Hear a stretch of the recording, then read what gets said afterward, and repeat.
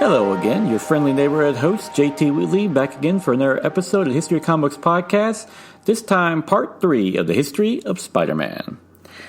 When we last left off, Spider-Man's comic book adventures kept evolving with the invention of Venom and, of course, the reintroduction of his parents. And his troubles kept piling up when a new villain, Carnage, was introduced in Amazing Spider-Man number 344, and he would kill his first prey, number 360, on March of 1992. Originally a serial killer, Cleus Cassidy, who shared a cell with Eddie Brock, Venom, only to get a leftover piece of the symbiote suit when it came to free Eddie. Forming his own symbiote from it, he became Carnage, without even having Venom's level of honor, who didn't believe in killing the innocent, thus having no problem with killing anyone he was, hence the name. He was created by David Michelin and Mark Badley, and he was so popular by the issue number 361, his first full appearance, it promptly sold out. By 1993, he was the centerpiece of his own crossover event, Maximum Carnage, a 14-part event that was launched alongside a toy line at Toys R Us and Halloween Horror Nights event in Universal Studios Orlando, in which Carnage leads an army of supervillains in a massacre across New York City, with Spider-Man teaming with various other superheroes to stop him. Further expanding the Spider-Verse, Spider-Man 2099, number 1, debuted in March of 1992 by Peter David and Rick Leonardi, in which told the story of a future Spider-Man, this time Miguel O'Hara, a scientist in the future. The character originally had a preview appearance in Amazing Spider-Man number 365 in August of 1991. Taking place in a future where corporations run much of the world, O'Hara is a scientist who tries to use an experimental technology to rewrite his DNA and cure him of an addictive drug. Naturally, things don't go as planned, and he gets spliced with a spider, with the transformation being a bit more extreme, with his fingertips developing claws for climbing, while also having organic web shooters on his wrist. O'Hara would also be notable for being of mixed Irish and Mexican descent, and would later face off against future versions of the Green Goblin and Venom, while also teaming with his 2099 counterparts, from the Punisher to Doctor Doom.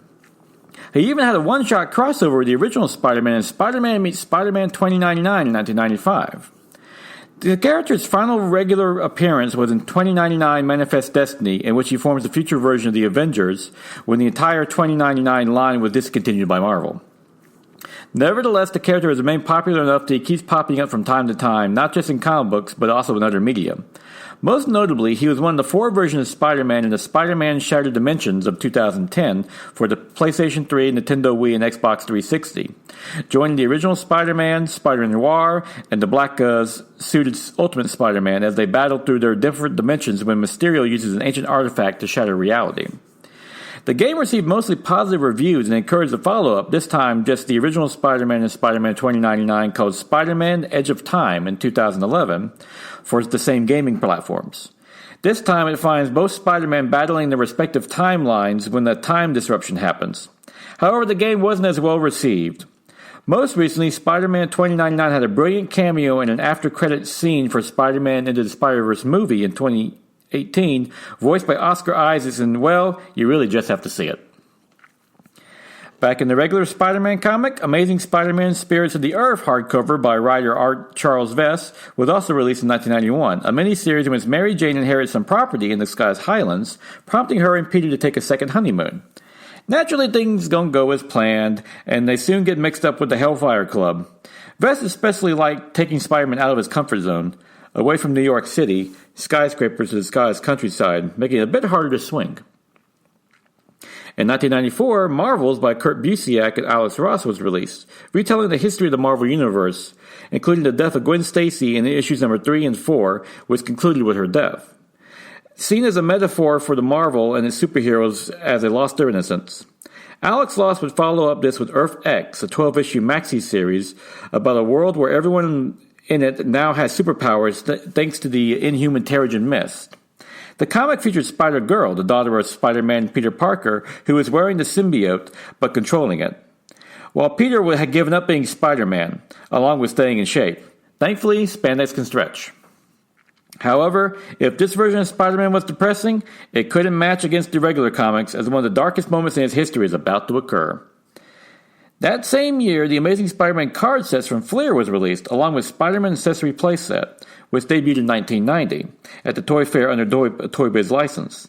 This was part of a calculated expansion of Marvel's toy line, focusing on Spider-Man and the X-Men, Marvel's two most popular properties at first, before expanding to Fantastic Four and Iron Man, along with numerous other Marvel heroes.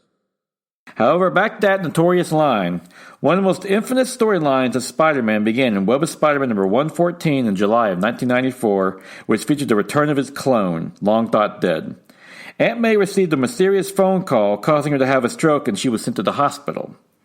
He would later fully appear in Spectacular Spider-Man number 216, revealing that phone call was from Ben Reilly, his clone, using his uncle's first name and Aunt May's aunt's maiden name for his own, and would later claim it was he who was actually he was the real Spider-Man and Peter Parker was the clone. He would then adopt the name Scarlet Spider, first appearing in Spider-Man number 52 in a horrible outfit that involved a blue hoodie. Trust me, it's not worth looking at. And then get his own book, Sensational Spider-Man number 0, in which Ben Reilly became Spider-Man, with Peter Parker retiring to live with Mary Jane, who was expecting their first child, now believing he was the clone.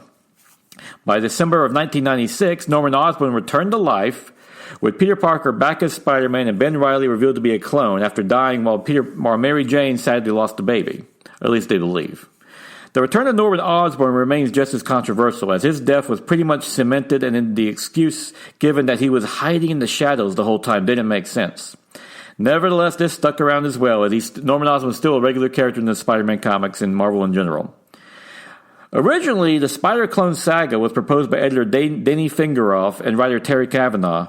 The original idea being to pull the rug out from Spider-Man and the readers, which they thought would be brilliant. However, fans, like myself and many others, instantly hated the idea, and it didn't help the story was lasted for years over the planned original 6 months. With nearly 200 comics featuring the Spider-Clone, including the Marvel DC event. This was all summed up in Spider-Man 101 Ways to End the Clone Saga one-shot in January of 1997, in which is considered the one good thing out of the ordeal and satirized the entire event. It seems apropos that all this happened when Marvel was going bankrupt, as the state of their flagship character reflected all this, the company in general. Interestingly enough, Ben Reilly, the Scarlet Spider, would be brought back in 2016 in the Clones Conspiracy storyline, and he even got a 25-issue series run that launched in 2018. While Spider-Man was floundering in the comics due to the Clone Saga, he made a nice return to TV with Spider-Man, the Animated Series, which premiered on Fox Saturday mornings on November 19th with Night of the Lizard, and later became an ongoing series in February 1995. Produced by John Simper Jr., he set out to make the truest adaptation of the comic book ever, and it would run for 65 episodes, employing writers like James Mattis, Len Wein, and Marv Wolfman. The series would also have a top-notch vocal cast, with Ed Eisner playing J. Jonah Jameson, Hank Azaria as Venom, and Mark Hamill as Hobgoblin. To tie in with it, Marvel produced a 15-issue Spider-Man Adventures comic, all was ended in 1998, with the cartoon ending on January 31st. In the final episode, Stan Lee made a guest appearance where he got to meet his most famous creation, giving the show a sweet note to end on. To date, it remains the most popular and acclaimed comic book adaptations for TV, noted for its faithfulness to the source material, and helped at making Spidey more popular than ever in the 1990s, despite the problems with his own comic. With such success, it was only natural a new cartoon would immediately be made. Spider-Man Unlimited was released on October 2nd, 1999, but only lasted for 13 episodes, with the last episode airing on March 31st, 2001. This featured an original story of Spider-Man following John Jameson, the astronaut son of J. Jonah Jameson, to Counter-Earth, a new Earth discovered on the far side of the sun, where they get involved in a rebellion against the High Evolutionary who rules the planet. The show was so short-lived that this version of Spider-Man was quickly killed off in the Spider-Verse storyline in the comics decades later. Meanwhile, a new comic, The Untold Tales of Spider-Man by Kurt Busiek, was launched, telling new tales of Spider-Man's youth. The series ran for 25 issues, beginning on September 1995 and lasting to October 1997, and was only 99 cents an issue, and is fondly remembered as one of the few Spider-Man books worth reading at the time. on July of 1997, tying in with Marvel's -1 event, in which all the issues did a -1 issue that took place right before the first #1 issue. It featured a tale of Spider-Man's parents, Richard and Mary Parker, agents of S.H.I.E.L.D., as they engage in an adventure that involves them rescuing a pre-Wolverine Logan, and in the end, they learn that Mary's pregnant. Then Amazing Fantasy returned in December of 1995 by Kurt Busiek, which followed the events between issues number 15 of Amazing Fantasy and Amazing Spider-Man #1, with art by Paul Lee. This comic will explore Spider-Man and Peter Parker dealing with the consequences of Uncle Ben's death and his new role as a superhero. In 1996 crossover event, Marvel vs. DC, Spider-Man beats Spider-Boy as part of the larger event, and the later follow-up Amaglam series, in which various DC and Marvel characters were merged together, they came together to be formed Spider-Boy in a one-shot comic on April of 1996, later getting the Spider-Boy team-up comic in June of 1997. As part of the Marvel Knights line, a Spider-Man series was added by Mark Millar on June of 2004, later to be folded back into the regular Marvel continuity after 22 issues as a Sensational Spider-Man. It was also under the MK line that miniseries like Spider-Man Reign by Carr Andrews and Spider-Man Blue by Jeff Loeb and Tim Sale were also released. Reign, a 4-issue miniseries that ran from December 2006 to March 2007, takes place 30 years in the future, where a widowed 70-year-old Peter Parker finds himself called back into being Spider-Man to save New York City from an authoritarian government, and was notable for similarities to the classic Dark Knight Returns miniseries for Batman. Blue was a 6-issue miniseries that ran from July of 2002 to April of 2003, telling a flashback story of Peter Parker remembering starting college and falling in love with Gwen Stacy. It was a classic Jeff Loeb-Tim Sale pairing, who remain one of the best writer-artist pairings in comic book history. On February of 1998, Spider-Girl was launched by Tom DeFalco and Ron Frenz, telling future stories of May Parker, the daughter of Peter Parker and Mary Jane, if she had lived, and her adventures in the MC2 universe, which was launched in October of 1988, along with Spider-Girl, included A Next, the MC2 Avengers, and J2, the Son of Juggernaut. She first appeared in What If number 105, in which they did explore the concept of what if that baby had lived for Peter and Mary Jane. Only Spider-Girl would last beyond the first year for the MC2 format, and her series would eventually be canceled after its 100th issue, though that did make it Marvel's longest-running female-led series. It eventually was relaunched in October of 2006 as The Amazing Spider-Girl. On December of 1998, John Byrne was tasked with Spider-Man Year One, a 12-issue miniseries meant to reboot his origin but met with mixed reviews. Byrne did not repeat the success from his Superman Year One reboot, which itself is diminished with each passing year. With sales dwindling in comics across the board, many speculated the reason was that the numbering was too daunting for new readers. Thus, Amazing and Spectacular were relaunched in January of 1999 with new numbering, but Amazing would return with its original number 500 in December of 2003, as with many other Marvel comics as well. Marvel Masterworks was launched in the late 1990s, collecting classic Marvel comics in 256-page hardcover books, including Amazing Fantasy number 15 and the first 10 issues of Amazing Spider-Man in a lone edition. Later editions would be Nothing Stops the Juggernaut from 1989, The Saga of the Alien Costume from 1996, The Death of Jean the Wolf, Spider-Man vs. Venom, and Kraven's Last Hunt. In March of 1997, The Essential Spider-Man was collected as a black and white trade at 528 pages for just $15. All of this would be tied into the rise of graphic novels and trade paperbacks, which would soon take up significant sections of bookstores. Further merchandising for Spidey was The Amazing Spider-Man vs. the Kingpin, which was released in 1990 for Sega, which was followed by Spider-Man the Video Game in 1991, an arcade beat-em-up which found Spider-Man teaming up with the Black Cat, the Submariner, and the Hawkeye. That's an interesting grouping right there. It would later be named Game of the Year and receive sequels in 1992 and 1993, along with console adaptations for the Sega 32X. Another video game was Spider-Man Return of the Sinister Six in 1992 for the Nintendo and Sega Master System, and later Spider-Man and the X-Men Arcade's Revenge for the Super NES and the Sega Genesis, which would later appear on the Game Boy in 1993 and the Game Gear in 1994.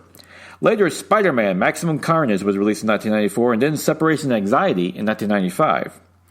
Spidey would also be featured in the classic Marvel Superheroes vs. Street Fighter fighting game in 1997, with its follow-up Marvel vs. Capcom 2 New Age of Heroes in 1999, and later, Spider-Man would get another solo game again with Spider-Man Web of Fire for the Sega 32X in 1996. Spider-Man's licensing frenzy continued throughout the 1990s with deals for cereal, toys at Burger King, and even a bar stool with his face as the seat at the Marvel Mania restaurant in Los Angeles. One of the planned 30 nationwide, but this one was only opened in 1997, closing just 2 years later. While still successful as a brand, Spidey's comics were still hurting from the Clone Saga debacle, but thankfully, hope would finally arrive in one of his best comics ever. In 2000, Ultimate Spider-Man was released in October by Brian Michael Bendis and Mark Bagley, which was part of the larger Ultimate line, rebooting Marvel Universe in a separate comic line. Some notable changes was Peter revealing his identity to Mary Jane,